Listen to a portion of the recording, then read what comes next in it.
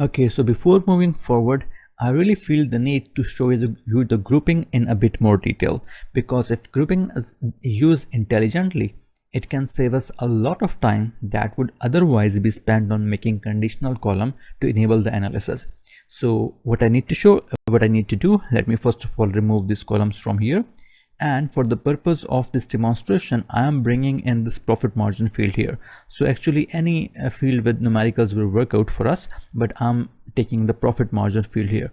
Now, as we have brought in the profit margin field here in the rows, what I'm really seeing here is that how much of my sales have been made, how much of my products are making 49% profit and how much are making 50% profit, and not exactly how much products, actually how much revenue has been made from the products which are making 49% profit. So you must be wondering why there are 4 lines here. Actually there is a rounding problem, rounding off here.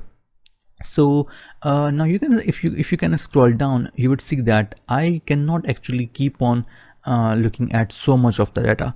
I really want to make a bigger group of, let us say, a gap of 5%. So after 49 I want to move to maybe let us say I want to move to directly 54. I want a bracket between 49 and 54, and then 54 and 59, something like that. So what I really need to do is that I would click here and I would right click and I would say group.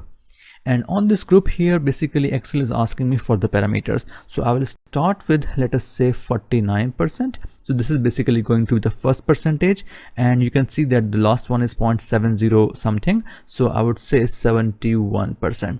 And now this thing is important. So the first two things are basically Excel will start working on data from 49% to 7, and it will go to 71%. So basically it is the range. So make sure you are giving it right from the start to the end from the data list.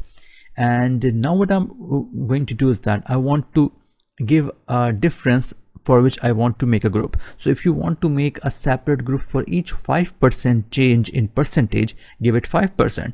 But if you want a change of 10% between the groups, you can take 10%. I will click OK now so that you can see what is happening.